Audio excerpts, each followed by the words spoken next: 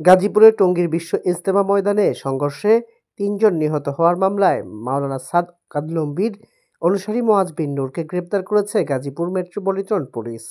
শুক্রবার ২০ ডিসেম্বর সকালে গাজীপুর মেট্রোপলিটন পুলিশের টঙ্গী পশ্চিম থানার ভারপ্রাপ্ত কর্মকর্তা ওসি মোহাম্মদ হাবিব ইস্কান্দার এ তথ্য নিশ্চিত করেছেন। এর আগে বৃহস্পতিবার রাতে মামলা দায়ের করেন সুরায়ে নেজামের মাওলানা জুবায়ের অনুসারীরা। মামলায় নাম উল্লেখ সহ আসামি করা হয় ২৯ জনকে, আর অজ্ঞাত পরিচয়ে আসামি করা হয় আরও কয়েকশো জনকে। মামলায় মুয়াজ বিন নূর ছিলেন ৫ নম্বর আসামি। গ্রেপ্তার মুয়াজ বিন নূর উত্তরার ৭ নং সেক্টরের বাসিন্দা, মৃত নূর মোহাম্মদের ছেলে। ওসি হাবিব ইস্কান্দার বলেন, বৃহস্পতিবার সন্ধ্যায় মাওলানা জুবায়ের অনুসারী SM আলম হোসেন বাদী হয়ে গাজীপুর মেট্রোপলিটন পুলিশের টঙ্গী পশ্চিম থানায় একটি মামলা করেন। মামলা দায়েরের পরপরই মুয়াজ বিন নূরকে রাজধানীর উত্তরা এলাকায় অভিযান চালিয়ে গ্রেপ্তার করা হয়।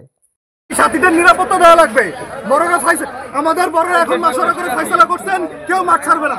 একটা সাথীর জানের নিরাপত্তা নাই, একটা সাথীর জানের নিরাপত্তা নাই। আমরা ফয়সালা করছি, মুফতি মুয়াশশার ফয়সালা করছে, কেউ যেতে পারবে না, কেউ যেতে পারবে না।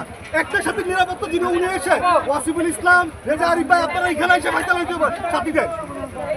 আপনারা এখানে এসে সাথীদের ফয়সালা দেন। আপনাদের কিছু করজোরে উঠেছি, করজোরে অনুরোধ করতেছি, আপনারা এখানে এসে ফয়সালা দেন। ঠিক আছে, এখানে এসে ফয়সালা দেন বাস।